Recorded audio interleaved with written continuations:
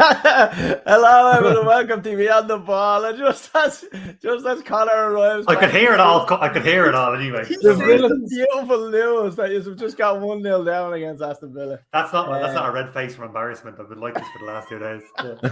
Yeah, for anyone watching and wondering, it's not fucking bad lighting. Me and Connor were playing golf and got absolutely burnt up crisp. So that's what you're looking at. We're watching the Villa and Liverpool game. We're 4 minutes in. We might be a minute or two behind, but we're watching it. And Villa have just gone 1-0 up, which is great stuff to see. I didn't see the goal. What was it bad? It was a header, and then Alisson fumbled it. Basically straight out to. It was a Watkins that scored that. I'm not sure. The same thing that happened last season. It was Liverpool down, and then they came back. He's in the Champions League game, didn't you? Yeah. Lads, we're gonna be watching the match. Obviously, we're gonna be going through all of our predictions that we done at the start of the season. We're gonna look at everyone's predictions, and we're gonna see who had the most accurate predictions and who was kind of way off the mark. I clicked into mine by mistake there, and I think I was a little bit off the mark on one of them. It was Douglas Luiz who scored that goal for Villa, by the way. Actually, before we get into any of that, lads, we go through the teams. Okay.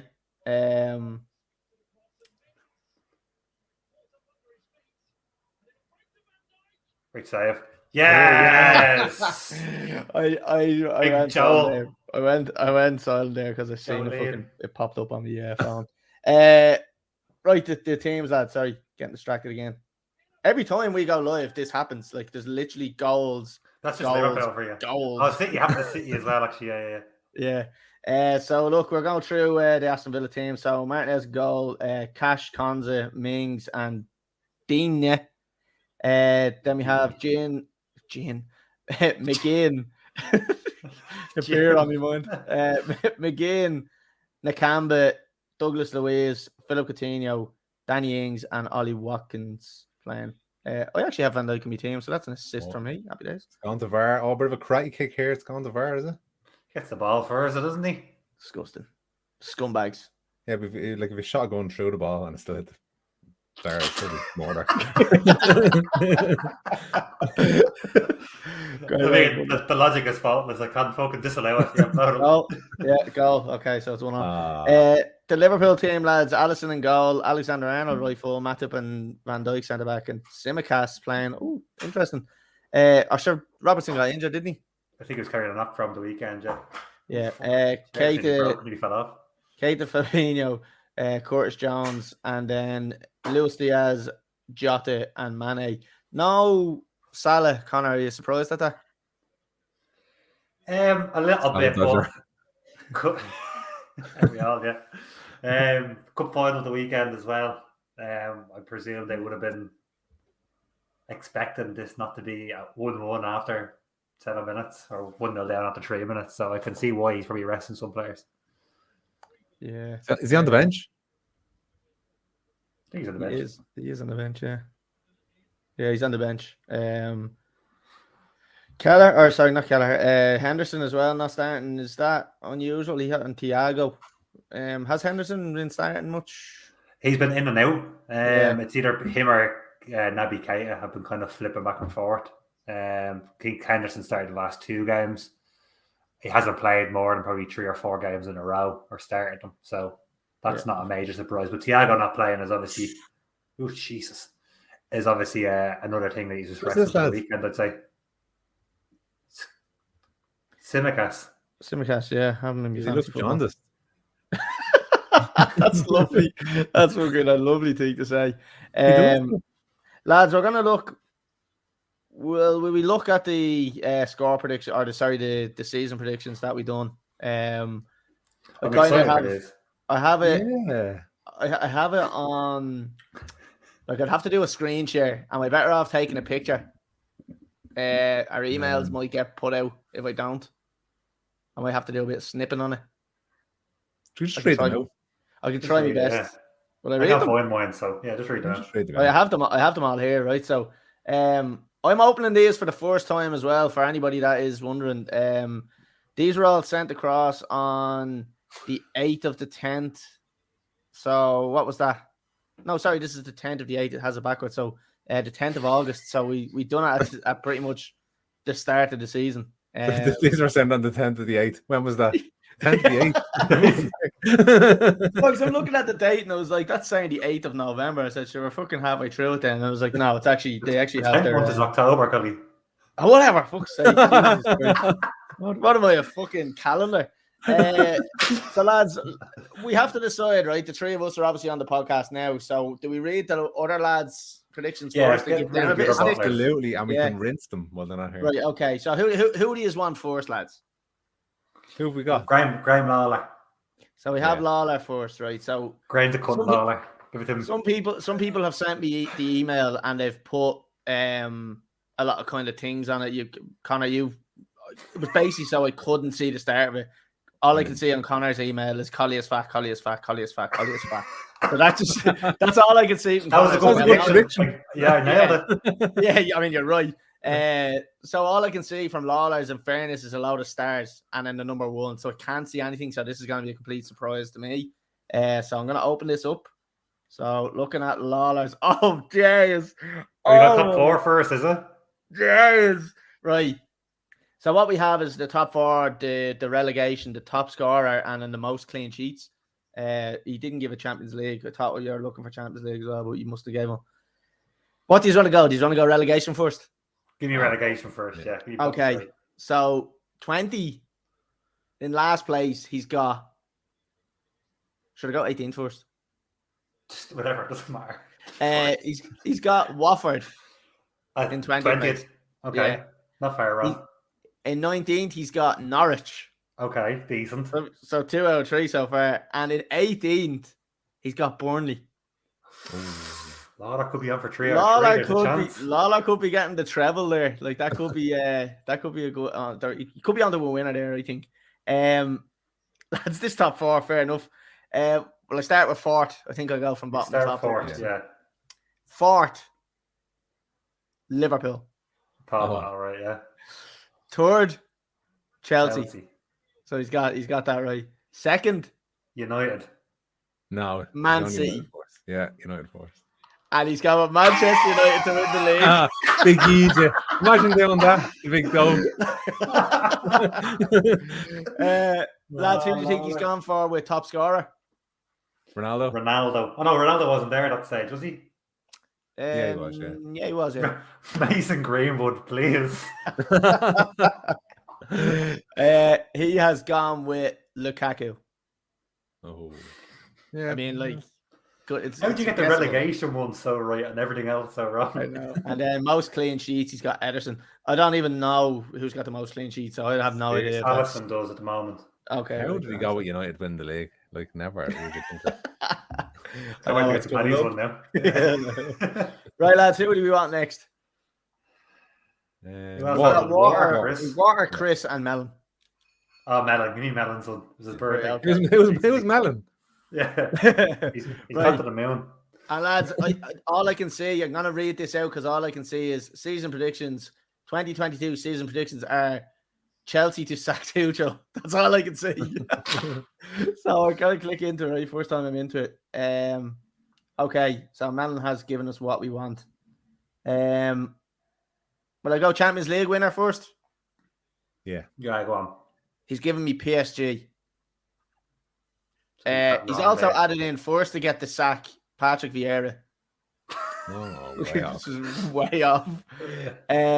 I'll go with top scorer. I'll do them first, and then I'll give the positions after. He's gone top scorer, Lukaku. Jesus. Popular opinion. Lads, relegation. So he's gone with in 18th. Crystal Palace. So that's obviously why he said Vieira out. In 19th, he's gone with Brentford.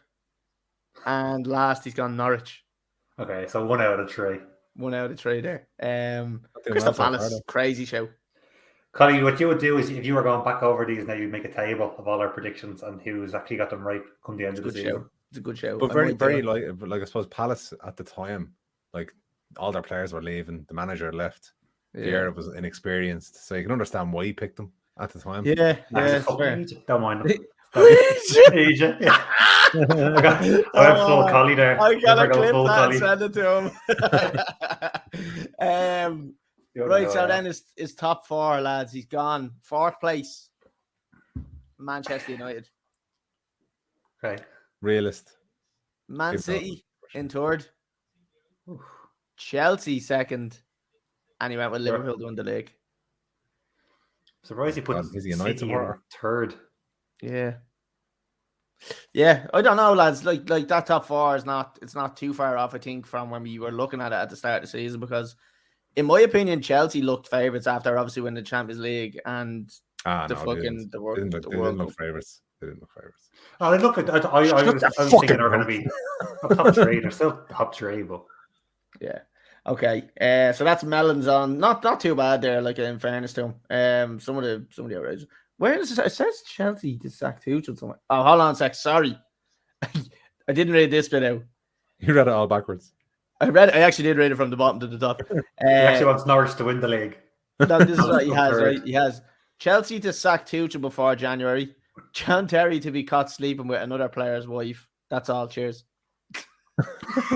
And that's the last correspondence we had of him. That's the last we've heard of him. So, lads, we have Water or Chris. Sorry. Water or Chris, lads? Who do you want? Go on, do Chris. We'll leave Water then, because he's obviously picked Thomas Souček for all the positions anyway. Right, what has he given us? Oh, maybe we did ask for most clean sheets, because he's given me one as well. And he didn't give me a Champions League winner. Most clean sheets, Ederson. I don't know. It's Alisson, you said? I think it's Alisson at the moment, yeah. Okay. He has top scorer Salah. Who is top scorer at the moment? He's got that right. Yeah. Bottom 3, Watford, Brentford, and Norwich. 2 out of 3. Which isn't bad. And when you think about Brentford were an unknown on what they were going to be like in the Premier League. So it wasn't, fair enough, I'll allow it. Top 4, 4th place, he's gone with Liverpool. 3rd place, he's gone with Chelsea. 2nd, he went with United. And City to win. Okay, at least he didn't go the other way around. Yeah, so he might have got the winner of the league, and then he has Chelsea in 3rd. So that's 2 out of 4 there. He has Liverpool. Yeah, he's Liverpool. He's got 3 out of 4. So he has to be 4. He's got 3 of them. He's in the wrong order. Yeah, okay, he's in the wrong order. Okay, right.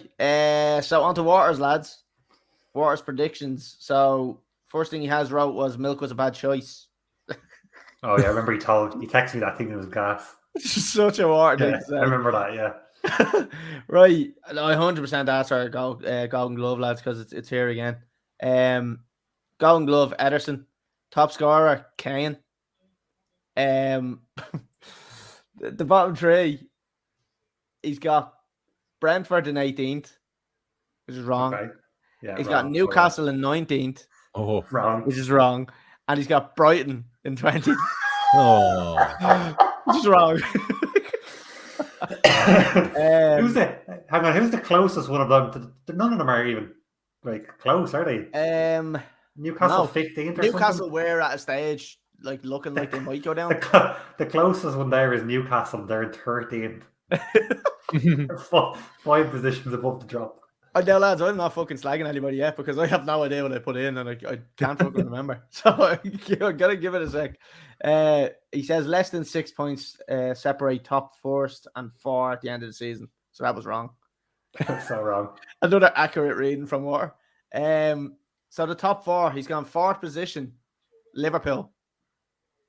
3rd, Man United. 2nd, Chelsea. And 4th, City. So again, 3 of the 4. The same? Is that the same as Chris? Oh no, just Chelsea and United the other way around. Yeah, the other way around, yeah. So that's it. Lads, who are we going with first? Me. Who wants? Oh, Paddy. I can see. I'm setting the bar. Oh, all the way down here somewhere. Right. Oh God, Jesus Christ. Okay. Right. Champions League winner, PSG. He's gone with. Wrong. Clean sheets. Do you remember? No. Oh, Jesus. David De Gea. Oh, most saves I should have wrote. Wrong. No saves. Top scorer, Paddy, do you remember? Ronaldo. Lukaku. Oh, Wrong. Bottom three, Paddy. Can you remember who you went with bottom three? no idea. No. I just remember Right. who I put for winning the league. That's all I remember. Yeah, we all know. I think. Right, so you went in 18th position. You went with Brighton. Oh. Way off. 19th, you went with Brentford. Okay. Oh. I'll allow that. Last position you chose Crystal Palace. You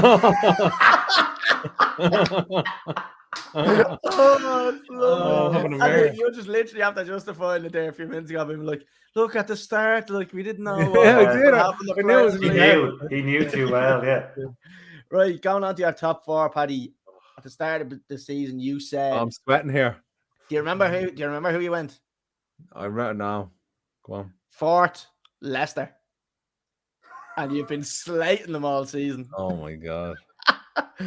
Third position you went. Oh yeah, because I thought they'd get in there instead of Liverpool. Yeah, so you've gone with third position, Man City. Yeah. Chelsea for second. And Manchester United for first. Paddy, two of the top four, Paddy. Fair play. Can I get your reflection on your season predictions? Well, Chelsea, again, were Champions League winners, so I thought they'd do well. United finished second. They had Ronaldo, Varane. So I thought, fucking come on. A good coach. I was all excited. I had a little semi-horn when I was writing Ronaldo. I was typing it out into the keyboard. I thought, they're playing great. And that was it. And I thought Liverpool, because they played so poor that season, I thought, that's it. They're gone now. They're fucked. And was PSG, was that because they had signed Messi?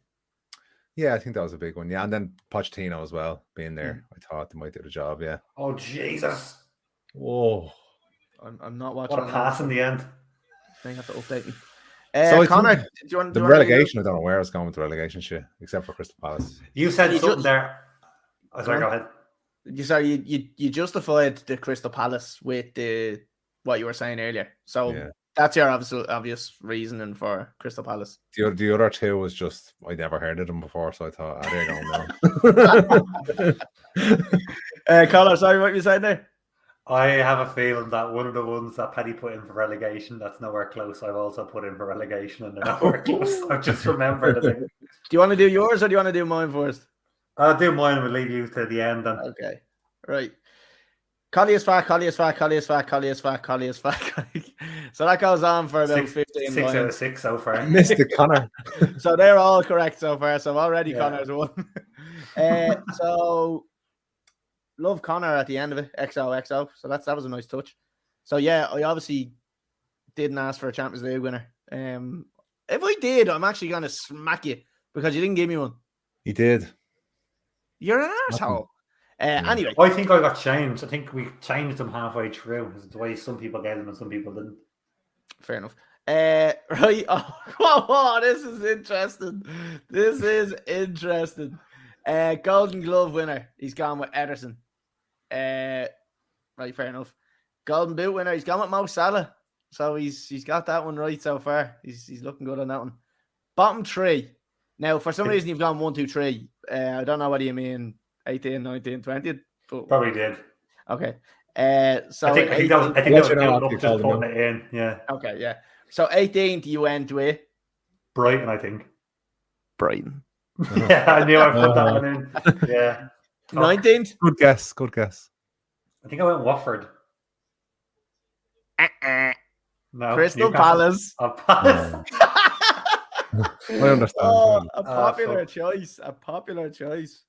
And last place? Norwich. Watford. Okay. Sorry. So 1 out of 3. I don't know why I thought Norwich would stay up. Yeah, I don't know why you think that. Do you remember your top 4? Do you remember what order you put them in? I'll let you have a guess. And see. I think I went United 4th, Chelsea 3rd, Liverpool 2nd, City 1st. You literally got one of them right. Oh, did I? Oops. In order. You have the right teams, but you have them in the wrong order. So you went Liverpool 4th.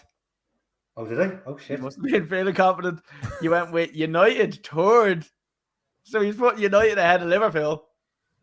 Yeah, well, you they went did with, finish above them last season. you went with Chelsea second, and you went with City to win. So, 3 to what's your top 4. thoughts? What's your thoughts on your overall predictions now, looking back? Yeah, I'm a little bit disappointed in back Liverpool with players back fit for this season, you know.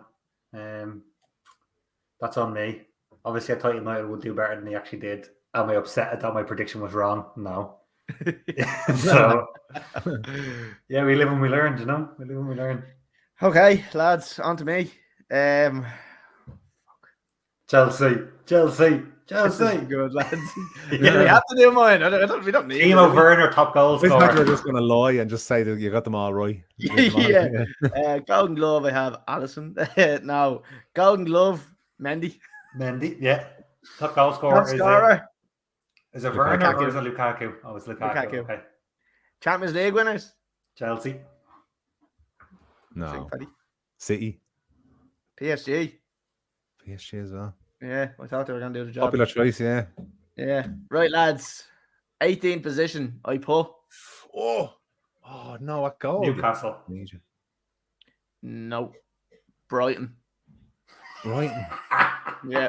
They fucking done us all, didn't they? And after the first game, I said they're playing beautiful football. After the very first game, and I thought he changed it. I thought he changed my guesses. Anyway, Nah, too late now. it must have been last season. Anyway, fuck it. 19th, I went with Norwich. So, got that right. And 20th, I went with Brentford. I want to hear this top 4 now. Who did you think was going to win the league? Oh, no. We know who we thought was going to win the league. I went with. Now, bear in mind, Chelsea won the Champions League just before that. You know, All right, we know. just putting you up. Fourth place, I went with Liverpool. Third place, I went with United. Oh, second was City, and I went with Chelsea. Leicester first. yeah. Spurs to win the league. So disappointing overall. To be honest. I think yours is the worst. I think anyone who has United to win the league is the worst. Yeah, that has to be. Unless they're fourth. Yeah. Actually, Paddy was smoking something that day. Yeah. So, lads, that's the season predictions. Not one of us, I don't think, went City Liverpool in that order, did we? No. Liverpool were so bad last season. That's crazy. Oh, Jesus. So that was good crack. Whoever is going to be on the podcast will have to do it again for next season. That was a little dig, wasn't it? I'm having a dig. Yeah, I'm having a dig. I'm calling the lads out. Right, I'm calling them out. Right, lads. That's that. Don't listen either. Yeah, exactly. Yeah, so they never know. Unless you just clip it and send it to them, then I'll just shit myself, just hide me away in my room for the next couple of days. Right, lads, we're gonna have a little bit of a chat about some of the Premier League matches that are coming up.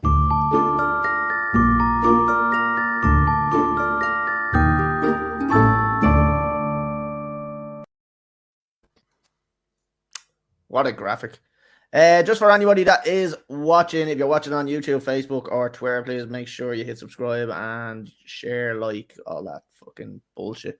Lads, the first match we're going to be chatting about is tomorrow's match, Leeds and Chelsea. Lads, look, Chelsea are obviously all over the place. I think they have their eyes on the FA Cup.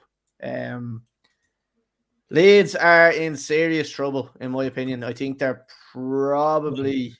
You're blaming Chelsea's poor form on the FA Cup. What a crock of shit. I just think that... They've been shit since Christmas because of the FA Cup. I just think that we're so focused on that cup that we just want the cup. We don't care about anything else, you know. We create a nice little gap. But I tell you what, if Leeds beat us, I'm fucking worrying. Because I think that'll only put us about 2 points clear of it then. So I'm saying we have to. Imagine they fell out of top 4. I'm not joking, right? I'll fucking smash windows if that happens. And then Leicester came in the 4th. Oh my God. Yeah, Leicester. Yeah. Come on, Leicester. Lads, talk to me about this one. Connor, what's your thoughts on this game and obviously the dangers that face Leeds? Yeah, Everton picking up points, I think it was obviously the killer. Obviously, Burnley went on their run. Drop points the weekend, which is ideal for Leeds.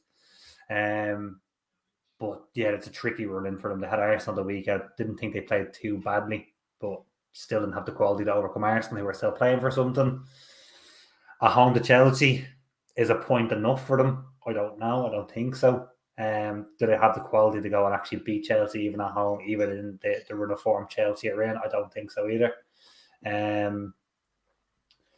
going to be relying a lot on Everton dropping points from now in, and Everton obviously have the easier run in as well. So it's not looking good for them. No. What are like the percentages? What are they your favourites to hit that drop, are they? It's already 60-40 weighted to Leeds going down, I would say. Between them and Burnley, I think. Burnley, yeah. Oh, sorry, between them and Everton. I think Burnley have done enough to get themselves enough out of it. Mm-hmm. They're there or thereabouts. They still have to play Watford, and I still think they have to play Norwich as well. So they would be expecting at least 4 points out of those. Shall we pull up the league table? Oh, Everton have the game in hand. Sorry, I thought Burnley had the game in hand. I think we should pull up the league table just so we can have a better look at it. Because it's just an interesting battle that's going on down at the end of the table, and I really do want to make sure that we're getting it right, because it's been chopping and changing in the last while. It has. So we will be having a look at that. I'm going to just share my screen now, and everybody else that is watching will be able to see it. We haven't clicked off it like an absolute gobshite. So there you are. We're back. So let me just share my screen here, and we'll be looking at the league table. Just close that porn tab first. Take your CV down as well. No, I'm trying to promote that.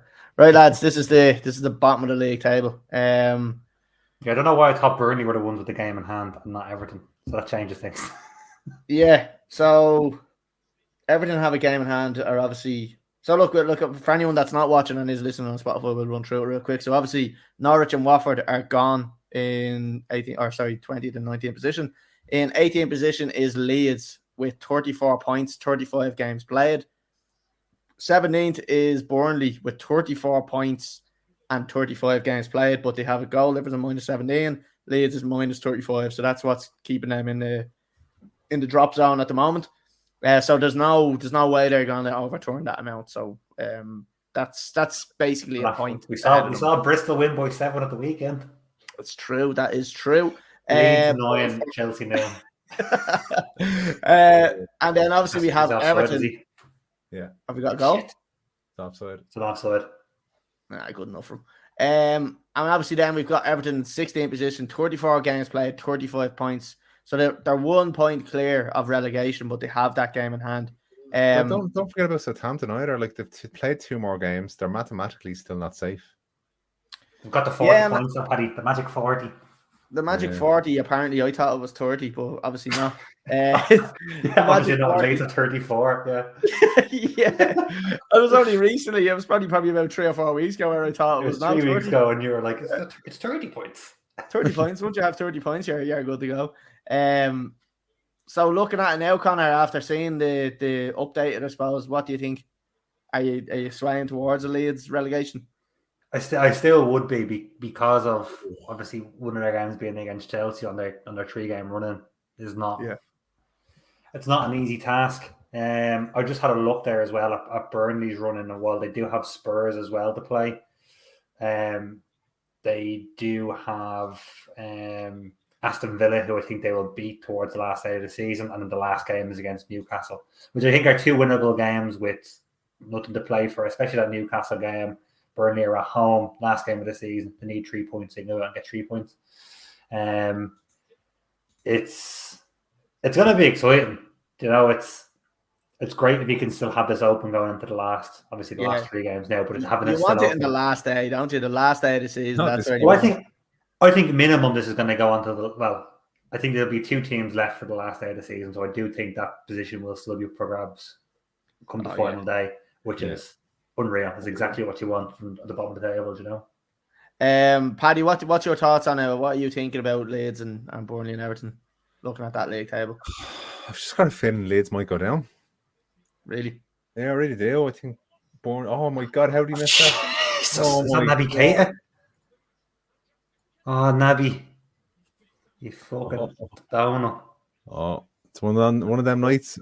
Let's have a look. Yeah, I think Leeds are going to go down. Everton, I felt very, very bad for them there. Like they Oh my were God, going to go wrong down list. like a couple of weeks Sorry. ago.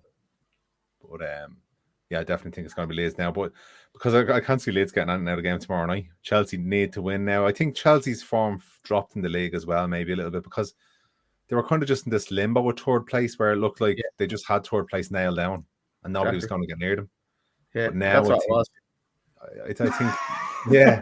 That's what it was. You hit the nail on the head there, Paddy. That's what it was. That's why we stopped playing it. But yeah, I can't see Leeds getting a result tomorrow. Let's have a look at the top four now that we're on Chelsea as well, just to see how much of a threat their actual fourth place is. So, again, for everyone that is watching on Spotify, listening on Spotify, and not watching, I'll read it out. So, Chelsea are in third position on 67 points with 35 games played. Arsenal are in fourth with 66 points and 35 games played, so 1 point behind. And then we have Spurs, who are sitting in fifth with 62 points and 3 games played. Lads, you'd have to think that they're safe. Like, I mean, that's I don't fancy United to win the league, though, do you? You never know. They might. Where's Leicester? Keep going. Keep going. Down to the bottom half. Fucking one when Brentford are ahead of them, Paddy. Or Brighton. Yeah. And Palace. Yeah, all the sides you had relegated. So, lads, what do you think are the odds of Chelsea not getting that? Connor, what do you think? They'd have to shoot themselves in the foot. Obviously, Arsenal still play Spurs. I see Spurs beating Arsenal. As we said, we talked about Antonio Conte. He's a serial winner. He'll do what he has to win. They have been on obviously a decent run of form compared to Spurs at the start of the season. I fancied them to beat them, but is it enough to catch Chelsea? Chelsea would have to drop. They have to lose the last 3 games, realistically. Who have Chelsea got in the last 3 games, Collie? They have Leeds obviously next, and I'll tell you now because I can't remember. I'd love to see the run in for the 3 of them. Leicester at home, which is, I think, a handy enough one, and then they have Watford at home. So look, that's yeah, they're definitely gonna do grand. Like, I think that's why they're probably resting a lot of players and kind of rotating. Arsenal are playing each other this week, aren't they? Big game. The weekend. Oh no, midweekend. Yeah, the 12th, Thursday. Yeah. Don't worry, lads. We will be getting to it. We will find out in due course on the podcast. You know, that's what we're here for. We're just talking about this. I think Chelsea are definitely safe because they're both going to drop points, or someone's going to drop points. I mean, when they play each other. So exactly, yeah. I think that's what we were talking about last week, Connor, wasn't it? That we were saying. Yeah, but on the flip side of it, Spurs beat Arsenal that puts 67, and the Chelsea were to be beaten by Leeds 67, 66, 65. Yeah. Only 2 points between third and fifth. And that's where I was getting at, that it could potentially only be 2 points to drop out. Like, so that's where I was coming from. But again, you're looking at, there's a lot of fucking if buts, maybes, and absolutes there in regards to Chelsea getting beaten by Leeds. Which I don't deal in if buts and maybes. Where is he from? Yorkshire. Yeah, if buts and maybes. Oh, Northern boys love gravy. But you're obviously looking at Chelsea getting beaten by a team who are in the relegation zone, which probably isn't likely, and also your Spurs beating Arsenal in North London, which doesn't happen that often. So you reckon Chelsea are pretty much safe on this one? Yeah, I think so. Yeah. Okay. Right, cool. We'll stop sharing that for now. We all know how good at predictions I am. Well, that means whatever Paddy has said, put a tenner on the opposite. So Chelsea are definitely dropping out of it. Lads, sorry, I just want to pull the match back up there. So we'll give score predictions on this game. Paddy, I'll come to you first. And 3-1 to Chelsea. Okay, and the score. Lukaku score after he got 2. He got 2 goals in his last game, didn't he? He got 2 goals. Yeah, he got 2 against Wolves. Yeah. So I'm gonna go. Lukaku. He was handed one of them on the plate now, but Lukaku could have missed it. Well, Timo Werner done very well for him. Connor, what do you think? 1-1. Okay. Ooh. Rafinha. Okay, you're wrong, but okay. And look, actually, do you know what? I do think Leeds might get something out of this because it's not the Leeds that we used to know. You're wrong. I do think Leeds are going to get something out of it. I just wanted to say that just for the crack. No, I wouldn't be surprised if they got something out of it. But to be honest with you, I could see Chelsea wanting to do a job against Leeds to save Lampard. That's what I see, and that's how I think. I'm not playing for a different manager. It's just what I think, lads. Not manager or players. None of them care about Lampard. None of them do. Mason Mount does. Reece James don't know who does. Lampard is. Look, lads. I think it'll be a 3-1 win for Chelsea now. After talking myself out of it, I went like a yo-yo there. I was up and then I was down. I was like, "This is just copying me." I said 2-1. I said 3-1. Yeah, no, yeah. I decided to change it to 2-1 because I think it'll be a tight game, but Chelsea will win, and I'm gonna say Jorginho to score. It's a good thing this is not a betting podcast anymore. You said Leeds will get something. Chelsea will win 3-1. It'll be a close game 2-1. So if anybody has actually come across to this and as finds everybody watching this, coming from the video that I put up on TikTok where I called out Paddy Murphy for promoting gambling, a fucking gambling tipster where you have to pay for tips. You could get all this stuff for free here. So why would you go there and pay? I'll give you my tip for free. I'll give you. Yeah, we hand out tips for nothing, and we leave people very satisfied. Well, so the reviews say. So I got 2-1 with Chelsea, and I'm saying fucking Jorginho to score. Lads, on to the next one. The top 4 to him here: Leicester and Norwich. Paddy, your prediction to finish 4th and stick a 1 in front of it, and you're laughing. But how do you think this match is going to go? Oh Jesus, they're both playing for nothing really. Norwich are gone, Leicester are shit. Like realistically, like the season's over for the both of them. They're all the players are on their holidays. I'm going to go for maybe the 2-2. Okay. And Vardy to score. Bit of a bore of a game, really, when there's nothing to play for. Anyway, Connor, what do you think? Yeah, agree with Paddy. Norwich have been pissing goals since they went down. Sorry. Oh, Jesus. Oh. Sorry about that. I'm just trying to mess around with this. Yeah, I noticed. We're very close now, I don't think I like it. Our heads are like this. Yeah. Give us a kiss. Fuck off. Kiss, come on. Yeah, Come on, kiss me. No, fuck off. Come on. Give me a kiss, Paddy. Get over there. I can't look. You're not too far. Give me a kiss. Content. If anyone has turned this podcast on, what are you watching? Sorry, we do talk about football here, not just gay stuff. Connor, sorry, back to you there. Oh, Paddy, was it with you? No, you're with Connor. Sorry, just someone talk. Norwich pissing goals since they went down. Leicester shite as well. I'm still going to back Leicester. I'm going to say 2-0 and Dewsbury Hall. Oh, I hope he doesn't score. Loads of people have him in his fancy football. I think Leicester will probably hammer them here. I think it'll be probably a simple enough game for them. I do think they'll concede though. I'm going to go with 3-1. I'm going to say they'll concede a late goal. And I'm going to go with Iheanacho to score because he's been scoring a few lately, actually. Right, lads, this is a big one for Everton, obviously. Watford versus Everton. Connor, we just talked a good bit about Everton and their chances of staying up.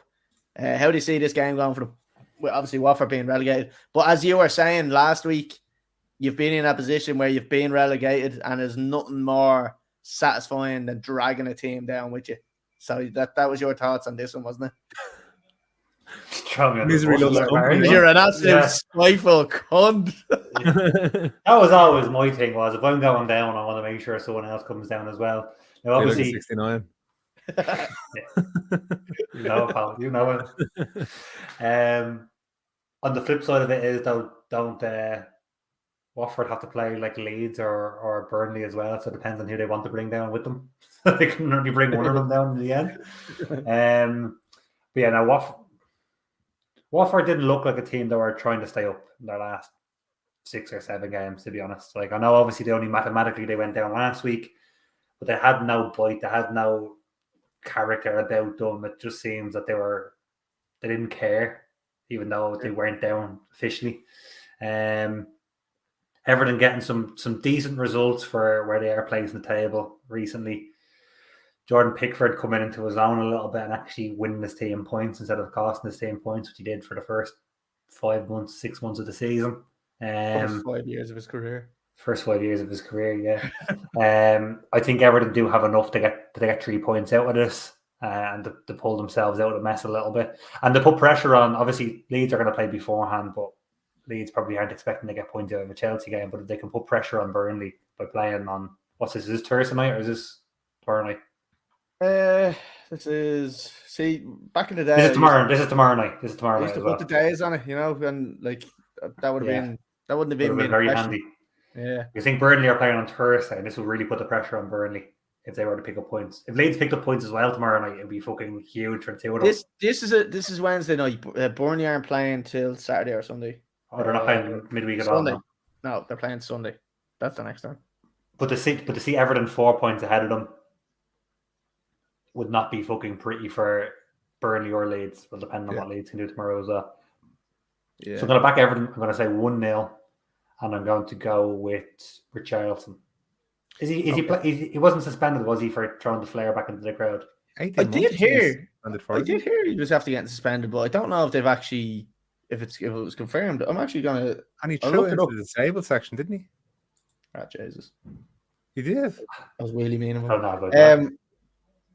Let me just check, right? Because I can go on to Fantasy Football, which usually has it in, and it doesn't say anything. So as far as I'm aware, he hasn't actually been suspended. So he should be back there. He fucked the flare into the crowd and he's still playing games. Classic. So you're happy to go with Richarlison to score then, is it? I'll back him once he's playing, yeah. Okay. Paddy, what do you think? I'm going to go for a 1-0 victory to Everton because I don't think any of the teams down that bottom will be scoring lots and lots of bags full of goals. So yeah, 1-0, and I'm going to actually go for Damari Gray to score a goal. Yeah, okay. Lads, I'm going to go with an Everton win. I'm hoping they win. I really do want to see them stay up for obvious reasons. I'm going to say 2-0. I think since Mina came back, is he injured? He's after getting injured again. Since Mina came back and then left. He played 1 game and now he's injured. Apparently he has a calf injury with 25% chance of playing. And he looked unbelievable. He looked class, he did. He was an out-and-out leader, something that they haven't had all season. Speaking of Everton leaders, Luca Digne looks like he's out there snapping his bollocks into. Oh, Jesus. Anyway, lads. I'm still going to say that they're going to win 2-0. And I'm going to go with Iwobi to score. Because if he doesn't, it won't be a pretty sight. No. Tough crowd. I don't care. Lads, we're going on to the next one. Wolves and Man City. He's not going to explain it either, buddy. I won't be. It won't be. A pretty sight. Pretty sight. Well, I don't know. Handball. Oh, it's okay. Wolves and City. Lads, I'm just handpicking some of the games as well from kind of next week as well, because I'm not going through every single one of them because some of them are shy. So I couldn't be arsed. So Wolves and City, this is obviously still this week. So Connor, what do you think about this one? Do you think Wolves... You can come to me first for some of the games if you want. I tried. I don't remember who I've gone to. Right, Paddy, I'm going to come to you first because you're crying about it. You sound like Chris there. Oh, here's a goal. Oh. That's that. All right. No, it's just you come to me second, all the good stuff is talked about, and then it's just like, what do I say now? I'm not good info anyway. Right, we're coming to Paddy. We're coming to Paddy because I can't remember who goes to who first. Wolves and Man City. Wolves Yeah. being one of the best defenses in the league. Do you think that's going to be a problem for City to break down? No, absolutely not. It's like, well, Lukaku scored against them, so I think if he can score against them, anyone can fucking score This against is why them. I don't fucking come to you, Paddy. All right, I come to you and you just shit all over me. I think City I being like knocked out of the Champions League will just spur them on for the rest of the season. I think it'll be a big result for City again. 4-0. I'm gonna go. I think City are gonna be like a machine for the rest of the season. They're not gonna drop any points. And Liverpool are going to drop points here tonight, and the season will be over. And I'll be very happy because Liverpool won't win the quadruple. And do you think they're? Sorry, I know I'm jumping off a little bit, but do you think? Sorry, it is half time. It's 1-1 for anybody that's 1-1. Do you think that Liverpool are going to win the Champions League? I'm not. I don't know. I couldn't. No, I don't. Right, money on the table now. I'd say no. Ooh. No, just Connor, would you? There's got to be nothing in it. But I think the way Madrid, the road to their final for Madrid has been a lot harder than it has been for Liverpool, and the resilience they've shown all the way through. Yeah, it nearly seems like they're meant to win it. I don't know. Written. Yeah, like Chelsea's win. Remember when they won it with Drogba? Yeah, and all this talk of the quadruple for Liverpool, I think it's been too much. And I think it's just they're gonna fall flat in their face and they're gonna finish up the Carling Cup and that's it. Or the Carabao. Is Klopp gonna cry about it, is he? Oh yeah, should you hear him against after the Spurs match? Yeah. Oh, he's such a bad loser. Oh, He's not even a loser, he drew. I don't like the way they play the football. Fuck did you see what Conte came out and said? No. He said, no, don't quote me on this one. But he came out and said that basically it was just fucking because you didn't do your job right. That's what he came out and just basically. We definitely won't quote you on that. We did come out and say like that was like you're complaining because you didn't do your job right. So that's what he came out. And I love that. I love that he didn't just fucking like nothing happened there. I love that he came out and just had a little bite back. It was required because Klopp says too much fucking shit. Yes, he does. Only lately though. Only lately he's turned into only when he has a bad result. Yeah. Remember him last season? Remember the stick? Remember him last season? He was like a big baby. Yeah. And that's what I was saying. That's what happened to him at Dortmund. That's where he went like, and he got the bullet. Then he was whinging all the time. So you get the bullet at Dortmund. I'd give him the bullet. No, he didn't. He did. No, he didn't. He turned down 2 contracts and went on Gardner's leave. No, he didn't. He got the bullet. Did he not, Paddy? Gardner's leave. Paddy was doing the dealings. Doing the back garden. But he got the sack. Yeah. It wasn't publicly known. They let it look like that. They text Paddy. And tell Paddy here, look, we're not going to let everybody know, but we'll let you know. But we're sacking just release on the because podcast. it was part of the Beyond the Ball crew exclusive. You heard it here first. So Paddy, you don't see it being a problem at all for City breaking down. No, absolutely no. And who are you saying is going to be scoring some goals in this game? I'm going to go with Kevin De Bruyne. I'm going to go. Okay, I hope you're right. Yeah, I hope you're right because I haven't many fancy football as captain. Yep. Connor, what do you reckon? Hold on. Just before, like, what do you think of the Haaland signing? Are they just going to dominate next season? Sorry, I was going to brush over that. Can I just say, this has potential to be one of the best signings in the Premier League. Are they just going to dominate? I think he's going to dominate. I am so looking forward to him coming up against Van Dijk just to see what Van Dijk is made of. Because there's been who was it that said it? Ballack had said that like Van Dijk has really not come up against the same caliber of defenders that most of the defenders, the likes of John Terry, Carragher, Vidic, and whatever, like all them lads had come up against. So, and I do agree because there isn't a massive standard of striker in the Premier League. Slim pickings. Like, Harry Kane is probably one of them, but he was massively off form. Look, Lukaku was up there, but he's just the way he's been playing. No. So there's nobody that's really foreign, like Mo Salah and like plays in the same team. Lukaku's not up there. No. Well, I don't know. No. When he was with Milan, no. Yeah, when he was with Inter, like maybe he would have been, but not now. But yeah, I'm looking forward to seeing Haaland coming up against Van Dijk just to see what Van Dijk is actually made of. Because to be honest with you, 95% of the time when Van Dijk plays, it looks like he's playing at about 50%, which is frightening because how good he is. Like, Connor, what do you think of the signing? I think we talked about it last week or the week before. Like, and I don't know, was it you that brought up the fact that does Pep like to play with an out-and-out forward? He didn't get on where we mentioned him last week. He didn't get on with Zlatan when Zlatan was the height, the peak of his ability at Barcelona, and moved him on, and Zlatan exceeded everywhere else that he went. Do you need to go and repair something that's clearly working with a fella who's going to demand first team football every week, which we know Pep doesn't particularly play the same team every week? It'll be interesting to see. He did with Aguero. Aguero was a regular starter back like in the early days of Pep's career. Like he wasn't getting rotated that much. I just think that he didn't have that reliable number 9. And that's why he maybe was forced. His hand was a little bit forced, I think, on that one. But they've got on one league since then. Like, it's not like it's not working. I'm not saying he's not going to play. I'm not saying there's going to be an issue. Will he score goals? Yeah, 100% he will score goals. I just don't know if he's going to get as much growth out of it as he thinks he might.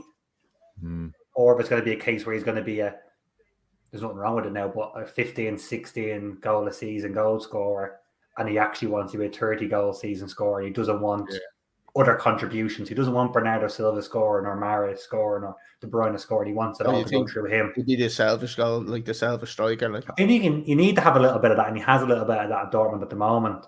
I just don't know what his mindset is like to go on and being one of 3 or 4 or 5 different contributors as opposed to being the sole outlet. We saw how much Dortmund struggled this season in the league when he went out injured for 2 months. Yeah. And they're only blessed to the fact that Marco Reus came back from injury when he went out with injury. So, like, it'll be interesting to see. Will it make City worse? 100% it won't. It's only going to make them stronger. It'd be interesting to see how much he actually features and what he can do throughout a full season with them. The one thing about him is that his I think he's going to come up very well against the defenders in England because he is very big and strong. So like that works in his favor, where obviously so big and strong. Like that works in his favor because a lot of, I suppose, foreign players come over and they struggle against that kind of hard-hitting defender that kind of bullies them. But you don't really see that happening that much anymore, I don't think. I think the standard of centre-backs has also declined in terms of who you're coming up against. Like, would you agree? I think this, you can only play against what's in front of you anyway. So, like, if you go back to the thing of, like, Van Dijk can't play like Nesta if he's not coming up against world class prime Ronaldo, you know, or he's not coming up against these players. You can only play what's in front of you, and if that's what he's playing against, and then if he gets a different kind of test with someone like Haaland, well then happy days, you know, it's going to be a different challenge. We see different sides of defenders, but I think the hard hitting side of the Premier League is gone a little bit because there's very few English players at top clubs that are like week in, week out. They're not controlling you. Like English centre halves are few and far between in general. Or John Stones, maybe. He's not Harry Kane's not a centre half. But there's no like hard hitting English defenders or Irish defenders who are still doing the thing of like, let him know he's in the game. Fucking first thing I get to him, I'm gonna fucking knock him out of the park. You know, it's European style football now. That whole thing is kind of gone, isn't it? Like you can't, it's not, like let them know you're there. Like that doesn't exist anymore. It's not the same now. They are football and centre backs. They are smarter. I think they are much more intelligent than previously. I think, except for Harry Maguire. Like that's why when Ballack made the comment that you don't see him hitting people as hard or winning as many aerial battles, they don't need to, because I think their positioning is a lot better and smarter and they're quicker. I think that was more aimed at just the standard of striker. The standard who they're playing against. Yeah. I think that was more that. But that's like saying that's like saying that Pele is better than Messi because Pele was playing against Beckenbauer and like Well, some people Maldini would was take younger. that into serious And it's like- consideration. Like, But you can only play against what's in front of you at the time. yeah, You yeah, no, I can't get that, yeah. put that up against someone. But no, it'd be interesting. It won't make City any weaker. It'll only make them stronger. I just don't think he's going to be the 40 goal a season man that the weight goes on. I think he might be. Like, I think you could take one man out of that City squad and it still perform to the same standard, like with 10 players. Do you know what I mean? You could take one of them out. So if you do that and you say you take your centre forward out of it, and they could still perform to that same level, the only way that he's going to make things worse is if he's not putting away his chances. And I think Haaland is too good not to finish his dinner. His link-up play isn't as good as having Bernardo Silva in there. Very underrated though for that. No, it is underrated, but is he better than having Bernardo Silva in there for the link-up? Well, no, look, yeah, like when it comes to them natural kind of like little passes and goals and stuff like that, and the little around the corners, like he's going to be the one that's going to want to receive them. But he is I think he is very unselfish. When you look at him over in Germany, like, and he's always happy to lay the ball off. He has a selfish side of him, but he does also have a will pass the ball 5 yards to let somebody else have it. I think he has that in him as well. So I wouldn't be saying that he's going to be kind of selfish about it. I wanted to get Paddy's opinion on the signing, but he's pissed off there. So yeah, he's left. He's gone. Did we give score predictions on this match? No, we didn't. Paddy did. Okay. Yeah, go on. Give us your score prediction. Well, Ruben Diaz out for the rest of the season. Kyle Walker out for the rest of the season. John Stones out for the rest of the season. Yeah. Pep is. I know we talked about Klopp having a cry. Pep is crying right now a little bit. Yeah. Like he beats Newcastle 5-0, and the first thing he says when he walks out is that everyone wants Liverpool to win the league, which I think the exact opposite. I don't think anybody wants Liverpool to win the league except Liverpool supporters. I think the media. I think he was referring to the media though.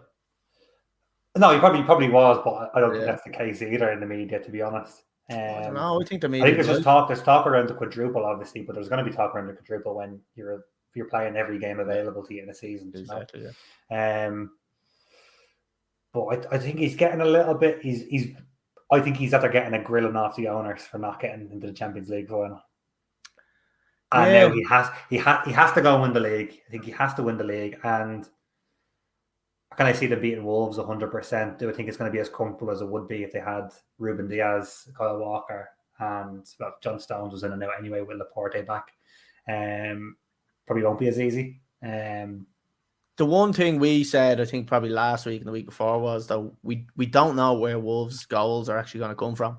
So that's why I think this game might not be as big of an issue, because they'll play the majority of the game probably in Wolves' half anyway.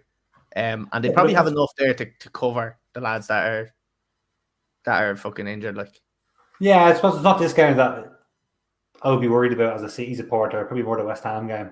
West Ham, yeah, that's going to be a problem, I think. As to how do we shut them down, and then Newcastle as well in the last game. Not Newcastle, sorry. Who did they have in the last day of the season? Villa.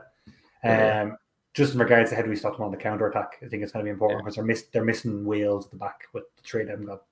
Yeah.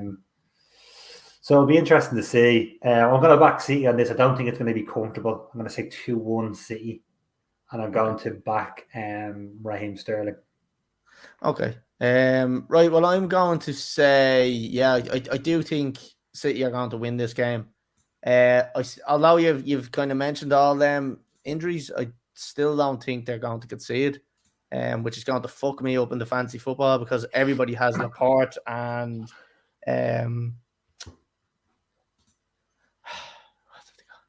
Cancelo. So everybody has them. I have Cancelo, but I'm going to go with a 2-0 win for Wolves. Or for City. Fucking hell, for Wolves. I do think they're going to keep a clean sheet, and I do think they will use the ball a lot, and they'll probably just try tire Wolves down. I don't think they're going to be sprinting for days. And I'm going to say Raheem. I'm going to go with Raheem to score because he has to score. Raheem the Dream. Right, we're going to move off this one and on to the next one, which is... Paddy's gone. I don't know if you saw that. Paddy's gone? He's gone. Oh, right, okay, right. I was gonna hope that Paddy would sub back in so I could go and top this up for the second half.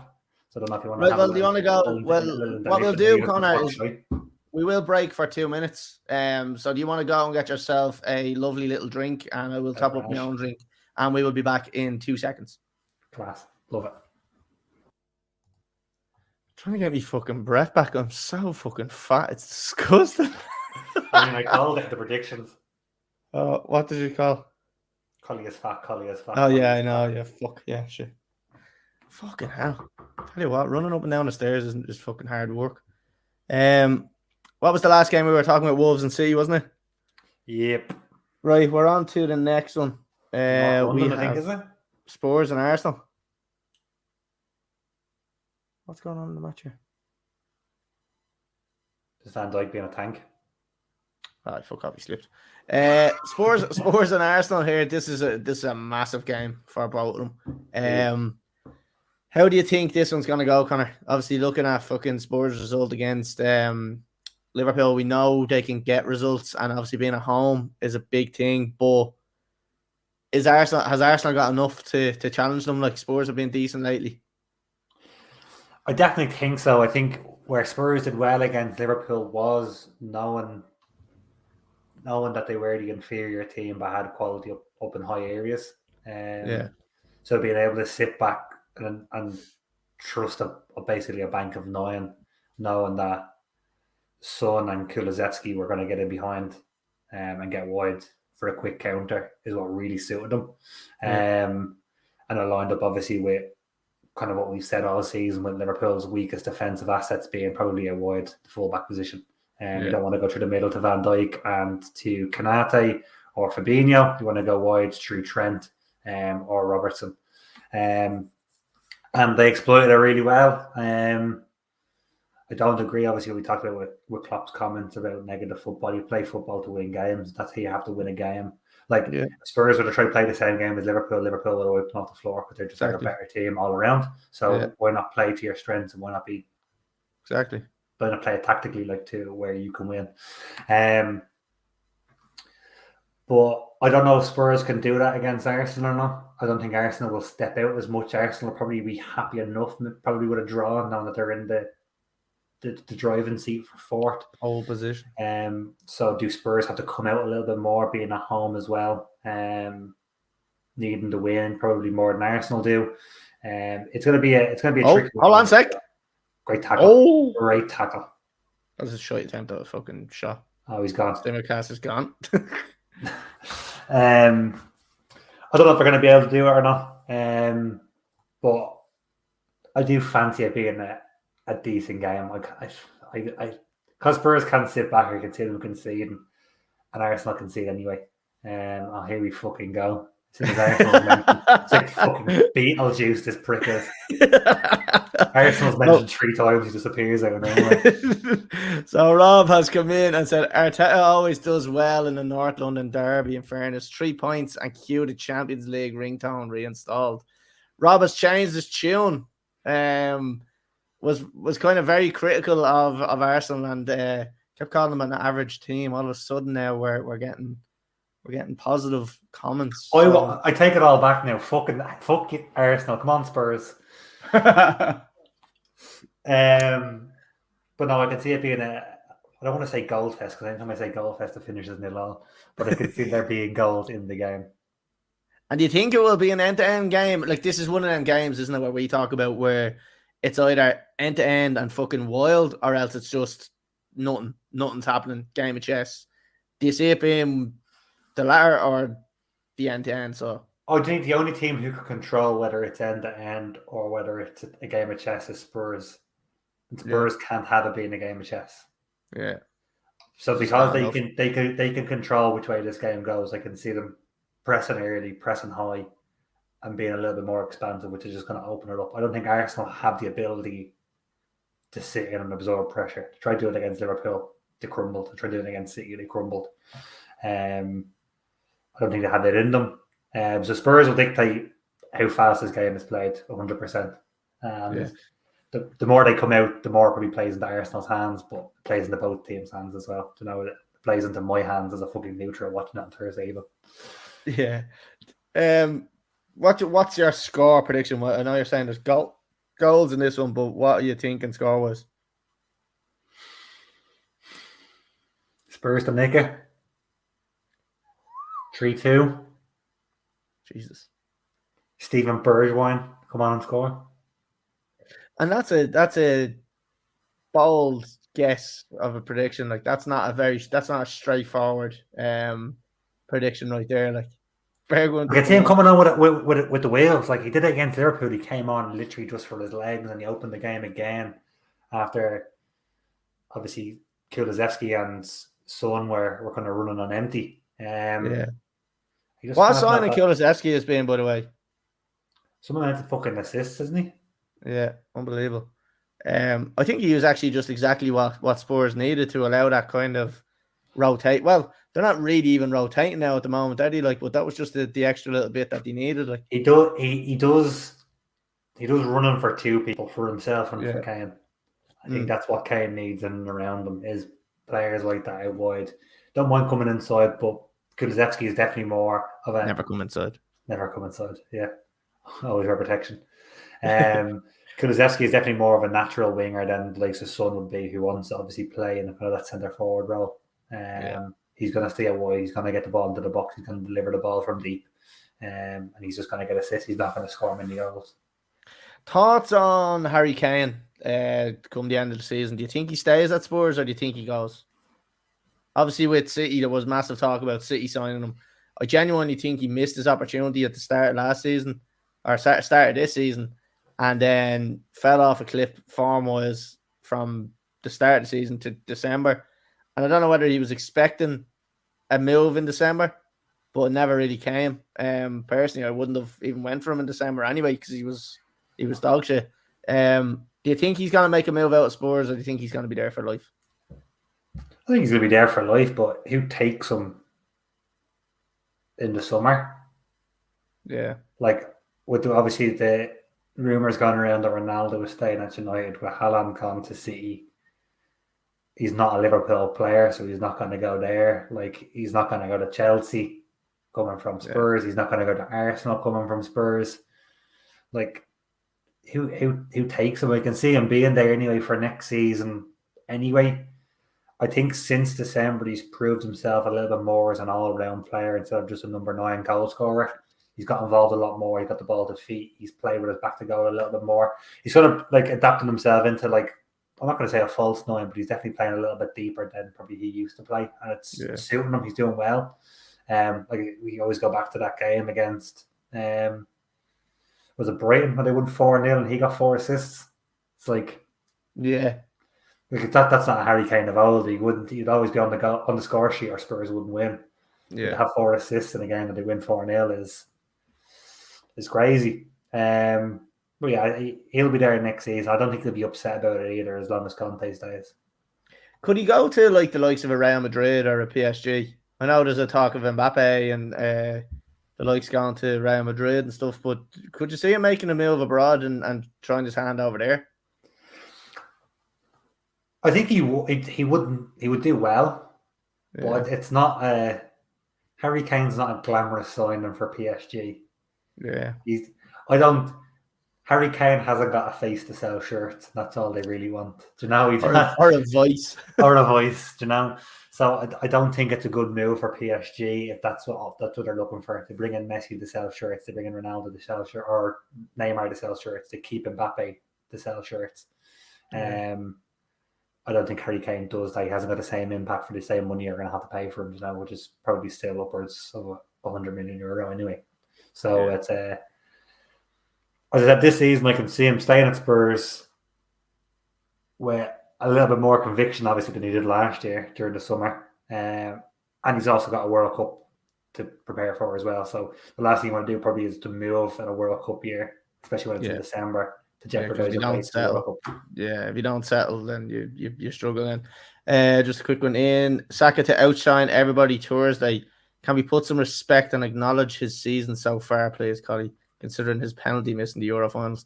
Yeah, that is actually the penalty missing the Euro finals has nothing to do with it. The professional footballer, you can't get over missing a penalty from 12 yards. No, but in fairness, it is good bounce back ability from him because he's a young lad. That type of stuff can eat people alive. Look look at Greenwood. No, just like I think like stuff like that can really kind of play on a young person's mind. Like, and I think he's been flying. I think he got so much abuse from the England fans that I think he probably just said, you know what, fuck this. And I don't think I think he started stopping giving a fuck, which was the best thing that probably could have happened to him because he got so much abuse. He was kind of saying, you know what, fuck it, I'm gonna actually just prove them wrong and just sicken the majority of the nation. So props to Saka. But we're going to say he's going to outshine everybody on Thursday. He's on the same pitch as Heung-min Son. It's a bold statement, and Robert is a man that does like a bold statement. The man has 20 goals this season, or 21 goals this season. Look, I didn't write the comment. Robert is a man that comes out with some bold statements. And Robert used to hammer Arsenal until 2 weeks ago, so that's why I don't know if I can believe him or not. Now, look, we'll keep an eye on Saka. Maybe we'll re-pull this comment up next week when they beat us 2-1. So yeah, look, we'll.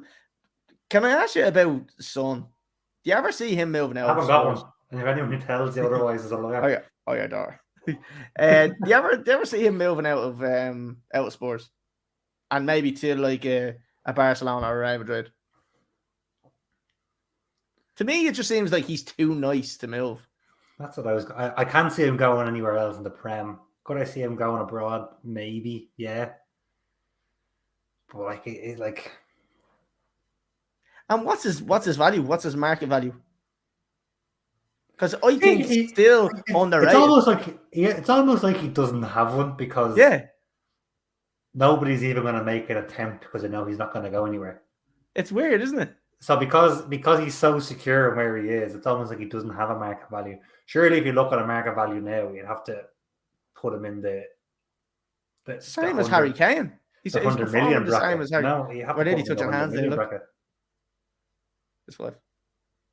But that's funny because this is my right hand side, but it's my actual left hand screen. So it's my left as well. Yeah, it's good. Yeah, but there's always a few players that are like that, where like it's almost like they're forbidden fruit and you're not allowed to touch them.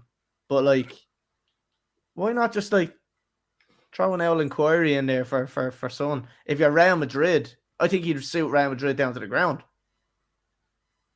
Nothing. The Madrid fans are a little bit narky for him. I don't think he takes it very well. Sorry, I said the C word there. Cunt. I don't know. I just think I think it's a weird one that like we say that because it is true about some players. Some players just don't have a market value because nobody thinks that they're available, and that's it. Like how did people get that? Like how did we come to the point of saying Son is so secure he's not going anywhere? There's obviously like there's a little bit of inconsistency, I suppose, as well, in the fact that he's doing it now, but he does go through a lot of dry spells. I know players do go through dry spells, but he'll be non-existent in games. I don't know if it's like I could see him fitting in like a Liverpool team, but the last thing Liverpool need is another bleeding winger. You know, but yeah, he's a strange one. Is it his attitude? Is it his mannerism? Is it the fact that he is too nice? Like, and people don't see always smiles. Does he? He doesn't come across to me as like a winner. Does that get into people's mindset? I was like, he doesn't look like a serial winner. Like he'll do everything he can to go out and win a game. He just looks like he loves to play football. You know, I love to play football, but I shouldn't get signed by Real Madrid. You said that before, I did. So come here. What's Arsenal's biggest need in the transfer market for this summer? Biggest need? Would you say a striker? They probably do need someone to replace Aubameyang who's not going to come back. Yeah. I don't think Lacazette is the answer. And it comes down to the case of like who goes to Arsenal before they go to another top European club instead. I think this is why European football is so important. They lost out obviously on your man Dusan Vlahovic to Juve, and well, what he had put down to it was European football, and he'd like being in Italy as well. But I'm sure if you paid him enough money to go to the Premiership, he would have went anyway. But European football got him there. And is that a massive thing that's gonna tip it over the edge for, say, like an Arsenal or Spurs in making them big signs? It has to be the European football there. I think Champions League is almost up. Yes! Come on, Mane with the goal. 2-1 Best to Liverpool. Player in the world. Did we give predictions on this one last week? No. Nil all. No. Fair enough. Sorry, yeah, Brentford to get relegated. 1-0 to Villa. Sorry, I can't remember what you were saying there. We were talking about an Arsenal signing. Yeah, so I think European football. They do need European football. They need to get a number 9 in. Now, they could probably go lower and try to find one. The one that stands out to me is someone who Liverpool want anyway as well. So hopefully they get him instead, which is your man Darwin Núñez from Benfica. Yeah. He kind of fits into the Liverpool signing category of being like 22 years of age and coming from an unknown league, really. So he kind of suits both Arsenal and Liverpool from their signing criteria. I think they need a holding midfielder as well. They need someone with a little bit of. I can't really rely on Granit Xhaka going forward. Wholeheartedly, partly can do it, but I don't think he's reliable enough. I think they need someone in there, Gilberto Silva, and Abu Diaby, Patrick Vieira. Control the speed of a game, nearly. Someone who controls tempo, but ultimately someone who wins the ball back. Yeah. And plays a 4-yard pass to Emil Smith-Rowe, or out wide to Saka, or out wide to Martinelli. Someone who just links that play up between the back and the front. I don't think they really have that at the moment in spades. But I don't know. I think their back five is probably good enough to get them in to sneak into Europe again next season. Yeah. Changes. Yeah, it is interesting. So you've gone with 3-2 for Spurs here, have you? 3-2 Spurs, yeah. Okay, I'm going to. Oh my God, they're in. He's offside. Has to be. What a tackle. That's outrageous. Is that Van Dijk? Yep. But he was walking back there like stupid. I really think that Spurs are probably going to win this one, to be honest. I know that's probably going to break Rob's heart, but I do think Conte is just too good at getting results when he needs them. I'm going to say 2-1 to Arsenal. Or fucking 2-1 to Spurs. Fucking idiot. And I'm going to say Son to score because he's just a happy person. Delighted. Connor, the next one was Spurs and Burnley. So this is going on to kind of Sunday football. He gives it that one. Gives it one of them. How are you getting on? Spurs and Burnley. Look, this is one. The reason I put this one in is because we obviously have two teams that are really fighting for what they need this season. Does this result depend on how Spurs and Arsenal goes, or is that there's no way that's going to change anyway because they're going to need to win it either way, and then Burnley are going to struggle against Spurs? I don't think it changes Spurs' mentality in regard to actually want to win the game, regardless of what happens with Arsenal on Thursday. I think they know. Oh, hold on a second. Great save. Are you going to shoot? Are you actually going to kick the ball, or are you just going to fucking run into the keeper? Like, I think he just forgot to swing his leg there. Oh, he's offside, I think. Jesus Christ, like. Sorry. Yeah, no, I don't think it matters what way it goes. I can see Spurs still going out and doing their business. As I said, I don't think Kante is someone who will let them switch off, especially with someone still in the mix. I agree with Nults as well that I would like to see Leeds stay up anyway. So, and again, it's another game that I wanted to go down to the last. So if Burnley can stay in that dogfight, we go to the last game of the season. Yeah, fucking happy days, Sorry, just for all anyone for Spurs. listening, any McNulty for Leeds' sake, I hope Spurs bash them. So yeah, I'd still back Spurs in this. Again, it's going to be another close game. Spurs will control the tempo. They're going to come out against Burnley anyway. I just seem to have a little bit too much in front for them. So we'll go 2-0, He was on. but a close 2-0. And we'll say we'll go with Son. We'll go with Son. What a shit first touch from Danny Ings. I don't think he was offside. Yeah, look, I probably see it going the same way. I don't see. Look, when it comes to it, when two teams really need to get a result, it just comes down to the team that has the most quality, in my opinion, and it's going to be Spurs.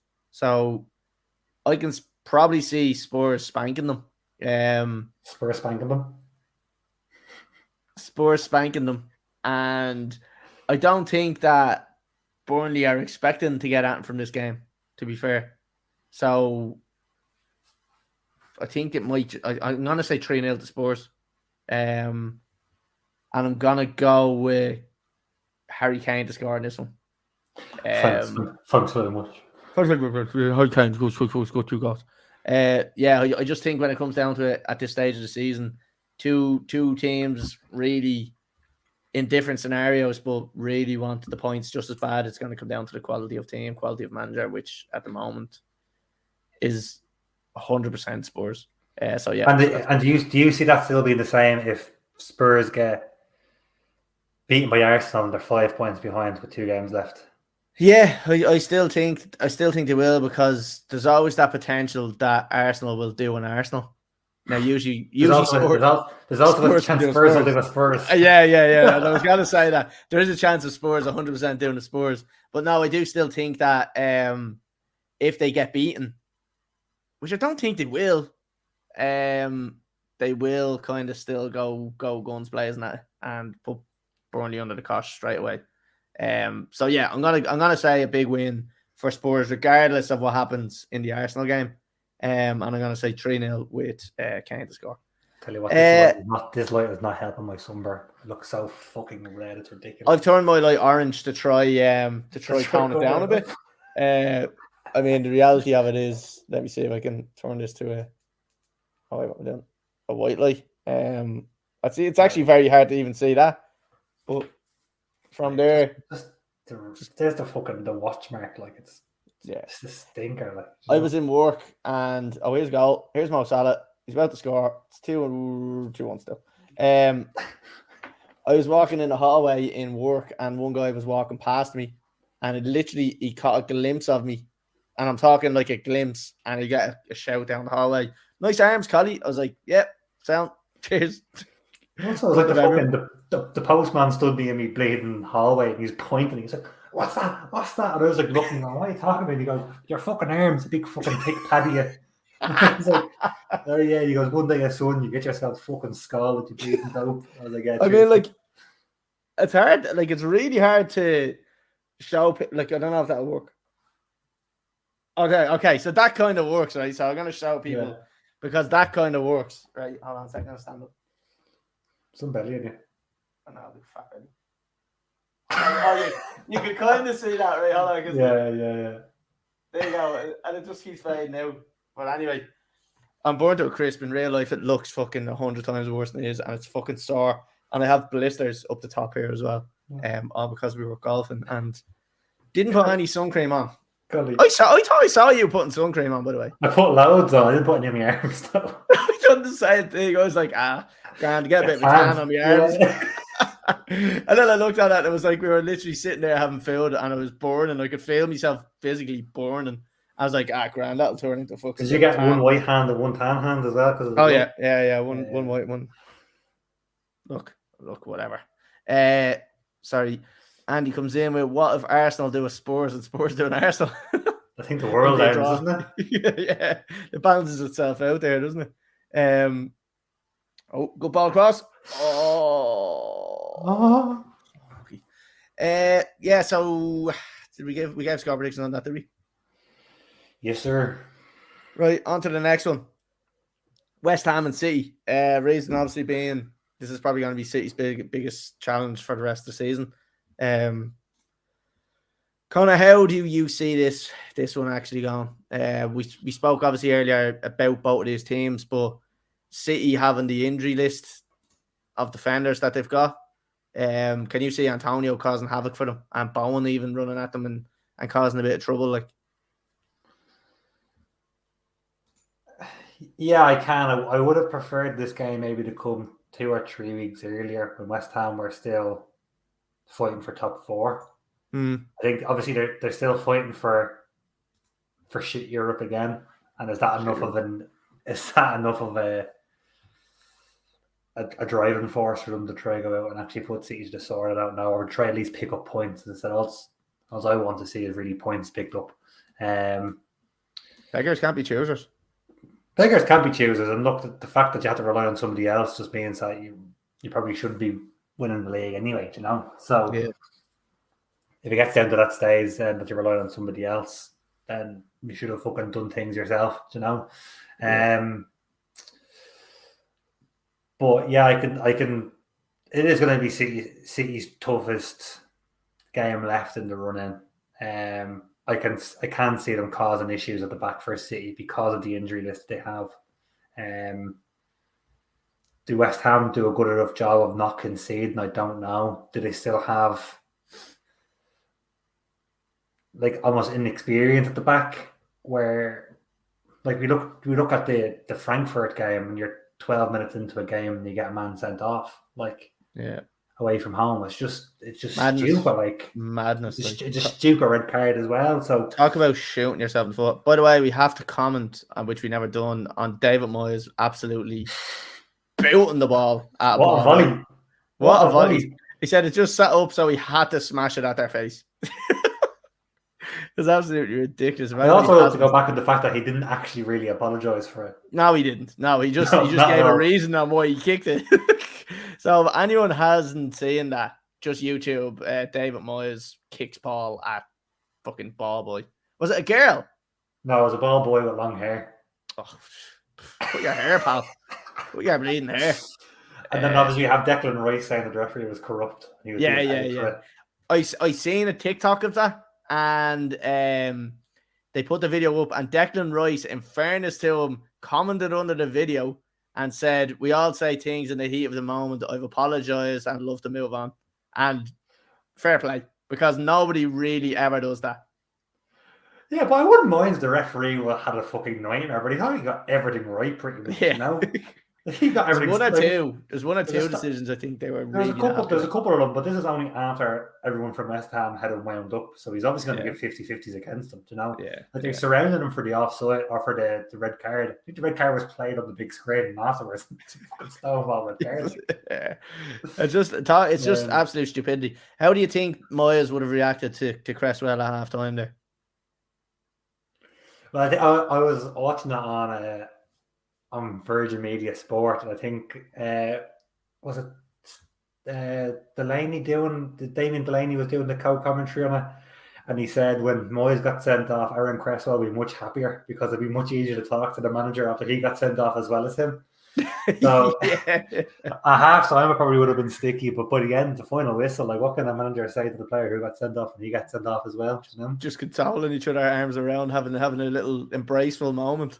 Exactly. Moyes came out and said that the damage was done pretty much in the first leg and that it wasn't that sending off that cost them the tie. And is that him just trying to protect Cresswell there? I mean, it could be, but it's also the fact that they didn't play well in the first leg. You know, they knew it was going to be a tricky place to go. We saw obviously the support that Frankfurt brought to the new camp that they brought to London. They were obviously going to get that same fucking buzz off the fans when they brought them back home to Germany. And they didn't do enough in the first leg. What was it? They had one shot on target in the second leg. It's just not good enough in a European semi-final, no matter what level it is at. So over both legs, they were deservedly beaten. You know, I just don't think it was as comfortable as probably it should have been. And when you kind of look at like Frankfurt's league position over in Germany, 12th, they're sitting in 12th position. So it's not like they're absolute world beaters. So that was definitely a team that West Ham could have beaten. And I'm a little bit gutted for them that they didn't get to the final, because like, it's not often as a West Ham fan you're going to say I'm in a European final. And I probably think that any West Ham fan won't be saying it in their lifetime. Unless it is the conference, which is what they came close to there. The problem with... that was the Europa League. That wasn't the conference. Europa. The problem that I have with them now is, how do they kick on from this? Like, can they keep all the players, and can they strengthen that squad for next season to challenge it again? I think obviously the tricky one is going to be Declan Rice to keep him. I mean, other than that, again, they've been pretty impressive. They probably have overexceeded what people thought of them. I know none of us had them to get relegated, but I'm sure people would have thought they were going to be mid-table, and I don't think they probably thought they had the firepower to kick on. Players have stepped up again. Souček, Soufal. There has been Aaron Cresswell has stepped up to season, probably one of the best left backs in the league. Yeah. They have put performances in, and they do deserve to be where they are in the league. Kurtzilma kicking cats. Kurtzilma kicking cats. So yeah, I don't think they're going to have an issue keeping players. I don't think that I think the players are better as a whole as they are in like individual parts, except obviously for Rice. So they can keep him, or they cash in for him. They bring someone else in, or bring two players in. Him down to Chelsea. They can bring two players in for 120 million. Or sorry, they could get rid of him for 120 million and bring in two players, two 60 million pound players. Like, can they bring? Is there a player available to them at that price and at that standard? I'm sure there is. Liverpool are looking at your man from Monaco, Tuchemi or whatever, 23-year-old, and he's an asking price of 45 or 50 million. I don't know what quality he's up to. I don't really watch Monaco that much, but they're obviously not doing too badly in League One for what they have and what they're competing against. So it must be all right. But I'm sure there's players around there that if David Moyes was given 120 million, I'm sure he could find somewhere to spend it, you know? Yeah, sure. He has a team of scouts. I'm sure there's people on the books. Like, just one in there from Andy. Sorry, I had it up there a second ago. Moyes gives the impression that he pulls no punches and chats with his players. Yeah, I'd imagine that's true. I reckon he has a fucking serious hairdryer as well, Andy. I don't know. Does he? I reckon Andy has a serious hairdryer in him. What type of team talk would you be giving yourself, Andy, being a manager? Would you be giving him a bollocking, or would you be trying to? I reckon he slates everyone and he puts the arm around the goalkeepers. Don't mind them. I see a lovely post from Andy there, got sticking up for the goalkeepers the other day. It's like, one thing: don't ever call keeper's ball if you're not the keeper. It was to that effect anyway. Which, in fairness, I have to agree with him. Yeah, exactly. Yeah. I don't know what just happened here in the stream, Collie, but that's cricket. That's cricket. We're now watching cricket. So yeah, I don't like cricket. We're pretty much finished watching that, so we're gonna have to close that because that's got the cricket, and on to one of our more reliable streams. I might have something here for us. Oh, you can share screen. Hang on. Yeah, right. So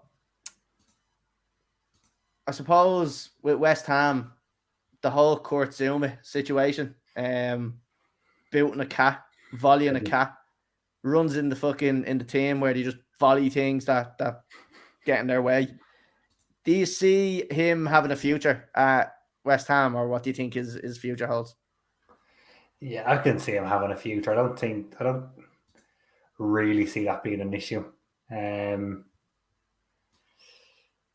David Moyes kind of blew it out of the park fairly quickly, you know, that it has nothing to do with the football. He picked the next game. He obviously doesn't give a shit. Like, I don't think that's going to massively impact anything really that happens within the West Ham dressing room. I'm sure they gave him fucking stick over it, which he probably deserves.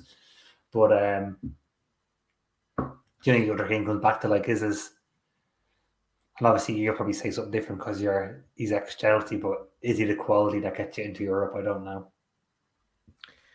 To be honest with you, I always I saw him playing Daily Mount Park and I had fucking doubts about him.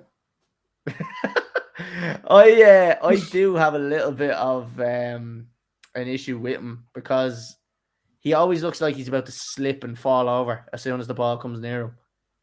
And it always looks like he's about to lose the ball, but he surprisingly gets away with it a lot by not losing it. So I don't know. I have a stream here now. Do you need me to share it? No, I've got something here myself. Has to be Okay. offside. Has to be offside. Has to be offside. Oh my god, it's a goal. Please tell me he's offside. He's offside. Thank God. Okay, I'm way behind you. What minute are you on? 85. Okay, I'm on 84.02, so I'm a minute behind you. There's no point in stopping it now. There's only 5 minutes left. Right, so how do you see this one going then? Do you think they're going to get out now? But no. I think there's going to be a heartbreak hotel for me and all the West Ham fans around the world. I think it's going to be very close. I think City are going to do what City do best and nick it late. So I'm going to say City 2-1. And I'm going to... I think have stepped up and scored a lot of important goals for City so far this season. I'm going to back Gabriel Jesus. Yeah, he's been good, hasn't he? He scored. It's not that he reminds me of Chicharito at United. He doesn't play every game, but when he plays, he scores, and he scores in important moments. Chicharito's still playing over in LA Galaxy. I don't know if you know that. He looks very fat now, though, doesn't he? He's fucking chunky. Yeah. He looks like me. Just not that fat. Yeah, do you know what? I think West Ham might get something here. Oh, and I think it's going to be 2-2, to be honest. I think they're going to get something. And I don't know why. I don't think it's going to be because they're going to be magnificent. I just think it's going to be that City might get a little bit complacent, maybe. Can they afford to get complacent when all they have left is the league? The thing about getting complacent is you don't realise you're getting complacent until you're already 2-0 down. You know what I mean? If you knew you were complacent, you wouldn't be complacent. So I think West Ham are going to get dry out of this, Connor. And I'm going to go with 2-2. And I'm going to go with Antonio. I think Antonio is going to cause City a bit of havoc on the weekend. So I'm going to say Antonio. The next one that I'm looking at is Southampton and Liverpool. So this is Liverpool's next fixture in terms of Prem. Not a great match, but next Tuesday, is it? It's Tuesday, I think. Yeah, I think it's Tuesday. So not a great fixture in terms of like excitement. Should be fairly straightforward. But can you see Southampton causing you any problem next week? I mean, judging by the game so far against Aston Villa, who I thought shouldn't cause any issues, I can see issues being caused. Only saving grace would be, will he save as many players as he has today, knowing there's an FA Cup at the weekend? He'll obviously have the FA Cup final out of the way. So I can see that strong, that starting 11 being a little bit stronger than it was this evening. If they play it doesn't matter. Liverpool should be able to play a second string squad against Southampton and beat them anyway, with the quality they have. Yeah. But if they play close to their best 11, there shouldn't be a reason why Southampton give issues, to be honest. They're not really a threat going forward lately, are they? I don't think there's going to be anyone there that will trouble Van Dijk. No, there shouldn't be, but on the flip side of it, you wouldn't have thought that Douglas Luiz and Danny Ings should have caused as many issues as they had so far this season. What minute are you on? 88:40. Oh, right, okay. About 30 seconds behind you. Yeah, I suppose what I wanted to ask you as well is Liverpool for next season. Look, Diaz coming in has been unbelievable. But what do you think is the next thing that you need to see from a Liverpool to take it to the next level? Look, obviously City have gone and signed Haaland. What do you want to see Liverpool do? I'd love to see them sign another Fabinho-esque player. Yeah. Like Tuchemeni. Anyone in mind? Your man Tuchemeni at the moment who's being talked about, again, would be kind of very similar to Ibrahim Konate. Might not slot in straight away, but definitely good to have as a backup player there and to develop him. I think he's only 22, 23. So definitely another one who can grow under a 5 or 6 year contract. And an out-and-out number 9. Again, that comes into the team knowing that he's not going to play every week and he's not going to be the sole contributor. You know, obviously there is a lot of contributors of goals at Liverpool. The top 5 goal scorers in the league, 3 of them are Liverpool players with Salah, Jota and Mane. So no one's going to come in there and become the 40 or 50 goal a season man or the 30 goal a season man. You know, it's going to be spread around. I think Liverpool's biggest worker is holding on to the players they have.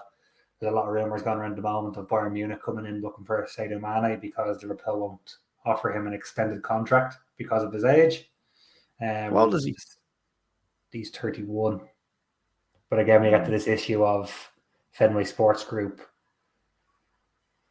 not wanting to offer contracts long-term to players who are over the age of 30. The same thing that happened with Gini Wijnaldum last year. They were only going to give him 1 year. He wanted more.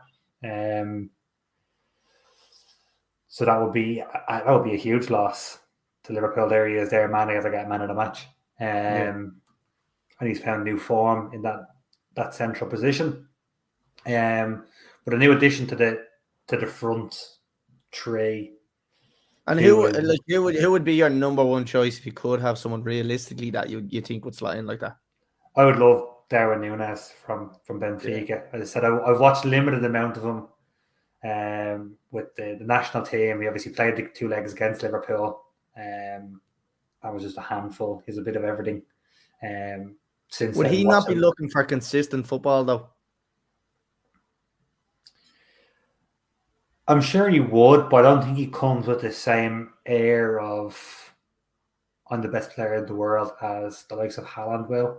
Yeah. And I'm sure sitting into a rotation, he knows he knows what he's signing up for. He's got to sit into a rotation of a front 6. And he's never going to be left 6 months without a game. Like historically, Rafael Benitez or Roy Hodgson or Brendan Rodgers even would have done. He's going to get given a game every 3 or 4 weeks. And I think if he's willing to do that, well then what a fucking signing that would be.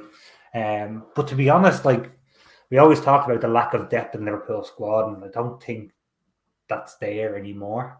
It's not really, is it? Is it maybe in midfield though that you might have a little bit of lack of depth? Yeah, well, that's if you add a midfielder in there, you have Fabinho, Keita, Henderson. Like these players, like Henderson. Is he? I don't like he does a job and he's done very well, but he reminds me of like a Michael Carrick, where like he doesn't do anything spectacular, but does everything very well. Do you know what I mean? But like. I see Henderson almost like a clock and he just keep things ticking over. Yeah. And I'm not going to say he controls tempo of a game, but he definitely controls urgency within the Liverpool team. If Liverpool needs something done quickly, moves it quickly. Well, he might not move it quickly himself, but he will get the team going. I think he's a great leader to have in there. I'd say he's on the same leader stature as probably Steven Gerrard, obviously without the ability to back it up. Yeah. But he does drive a team very well, a team around him. He doesn't do it himself, but he's able to pass and to shift responsibility to other players who have more quality around him. But definitely having someone else in there, he's obviously injury prone. Fabinho is injury prone. Keita is injury prone. Thiago is injury prone. Having someone else in there who can fill in if somebody is out or if 2 players are out. And then obviously someone to potentially replace players who are going now. If Henderson is Can I just ask you what minute are you on? Oh, what's that? 94 now. Tyrell means that they're punching Naby Keita in the face pretty much. Right, Grant. I'm a minute behind, so you can tell me when it's over. There's a comment in there that I'd like you to read out, sent in from Robert. Can we comment on Klopp never winning a legitimate Premiership? Winning a Premiership with fans and attendance is not for everybody. Liverpool a cup team, nothing more, nothing less. Thoughts? Thoughts, like he's the lowest net spend in the top 8 in the country. Yeah, but you have to put net on it. That's the thing. You always have to put net because you want to hear you don't want to hear how much has been spent. I know you have sold players, but yeah, but Liverpool lost Coutinho for 140 million. He was the best player in that team. They lose him. There's nothing they can really do about it, you know. Except spend it on 3 other players that they bring in. Like at the end of the day, he took a team that was in 7th position in the league to win the league, win the Champions League, winning the Carabao Cup, and being in 2 finals this season, you know. So yeah, obviously it's not ideal to not win it in front of supporters. That was fucking annoying for me as well. But I'm not sitting here going, it's not a Premier League, it's a fucking Premier League, don't worry about it. Yeah, exactly, yeah.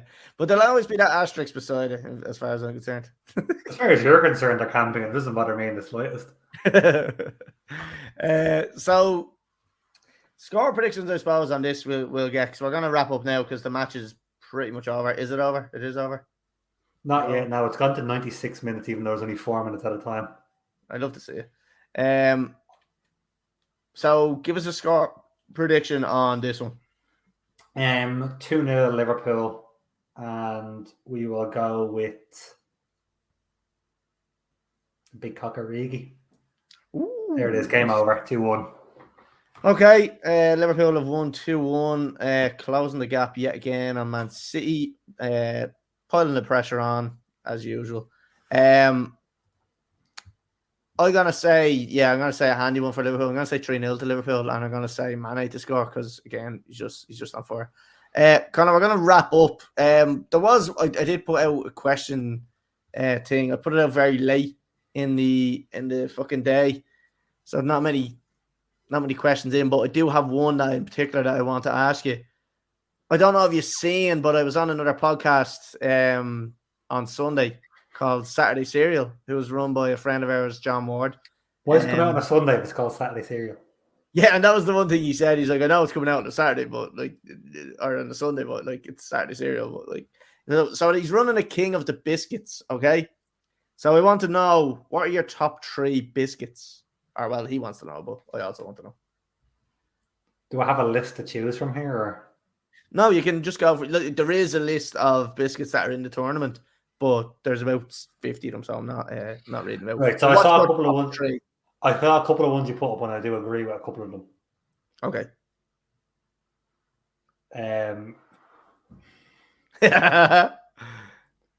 For me, toffee pops are definitely up there.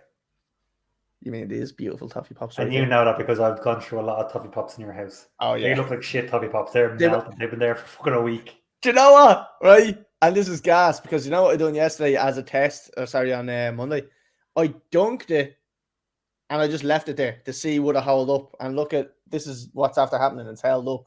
I was testing the structure of the biscuit. So impressive. Yeah, you were right. It is there, and it is in bits. Anyway. Toffee pops are definitely up there. Okay. I do love, and it's only with tea now, a custard cream. Oh man. I do love a custard cream. That was one that I was really pushing for. And the last one, I'm literally going to flip a coin on the last one here. Give me both. Give me both. Okay. Oh, shit. Jamie Dodgers. Oh yeah. Which are, I don't get enough anymore, but are superb, top quality. Yeah. And my blurry. A little bit, but not too bad. Okay. See, this is why you don't think of some of them. There's a sort of comment that they're going in there from. Sorry, yes. From we have John and we have Saturday Serial in. Game day 2 just ending. Viscount losing the Oaties and Pink Wavers versus Ginger Nut. It was a draw. So I wasn't thinking. Pink Wafers are fucking phenomenal. Oh, Pink Wafers is a fucking childhood memory. At Christmas time, you get the USA box. You open the USA box straight to the Pink Wafers. Yeah, Pink Wafers are phenomenal. I was going to say a toss-up between Jammy Dodgers and chocolate bourbons. Do you know what is fucking hilarious, right? John asked me to pick my final, who I thought was going to be in the final. And then I said, you know what? I'll give you a semi-final. And them 4 biscuits that you said are the 4 that are in my semi-finals. I swear to God. And chocolate bourbon, this is the 3rd year that this competition is running. And chocolate bourbon has won it twice. So it's gone. And you can buy a packet of them for like 40p. I know. They're very nice. A lot of love for Jammy Dodgers this year. They're back in fashion. I did say I wouldn't be surprised if Jammy Dodgers actually beat the bourbon in the semi-final if it gets to the final, and then maybe wins it.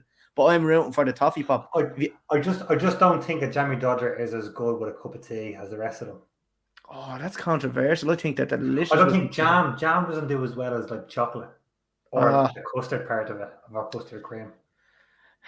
What I will do, and I'll throw a spanner in the works here, and I'll throw it out from left field. I love. I wouldn't put it up in there, but just as like a wild card. Okay. Fig roll. Me and John were talking about these as well. Connor, you need to listen to this podcast because deadly. I love fig rolls are unbelievable. And a very underrated biscuit for dunking into tea. I actually think they're a great. When you get about 4 or 5 out of it. Yeah. I think they're a great biscuit to dunk into a tea as well. They hold hold well because of the fig roll. We discussed this as well, and it was aliens. It was no doubt it's aliens that done it. Connor, I reckon you'd enjoy the episode, which is available on Spotify. Look for Saturday Serial, and you will find it, and I'll be posting it up on the Instagram page as well. So a big shout out to John for having me on as well. It was great crack. So what's the advertising of like Collie from Beyond the Ball, as if people know who the fuck you are? Nobody knows me. I was at the horses, and if you were that guy that came up and said, "How's it going, Collie? I watch your podcast. How's it going?" I don't know who you are, so message me or something. I just get stalked around the shops next to my gaff by someone who works with you, Collie. That's all that happens to me. Yeah, and I love to see it. Right, Connor. Look, we're gonna wrap it up there. I don't know. Do we have a match next Tuesday? Liverpool Southampton. Is it actually? I don't know. I am sick of watching Liverpool. I swear to God, I'm fucking sick of watching them. Tuesday. It fucking is. It's Southampton and Liverpool. Oh my God, I'm fucking sick. It's quarter to 8. We might look at it and might do another. I was watching the background reviews. I want to watch it. It's fun. Yeah. Okay. No, I want to watch it. I will be watching it as well. Why is no one playing Astro? Because we don't want it. Busy. Connor, we're going to leave it there. A big thanks to Paddy as well, who was on earlier, who had to do a legger. We're going to be back at the... Those are the shits I heard. He had the shits. He's had it before. He's had it again. We are going to be back at the same time next week. Maybe a little bit earlier. Maybe a quarter to 8. We'll have a discussion and we'll let everybody know. But for now, Connor, thank you for joining me this week. Cheers, boys. And we will see everybody next week. Don't forget to subscribe to our YouTube, Facebook, Instagram, TikTok, Twitter, wherever you want to find us, because we'll be putting loads of shit up there. So we'll see everybody next week.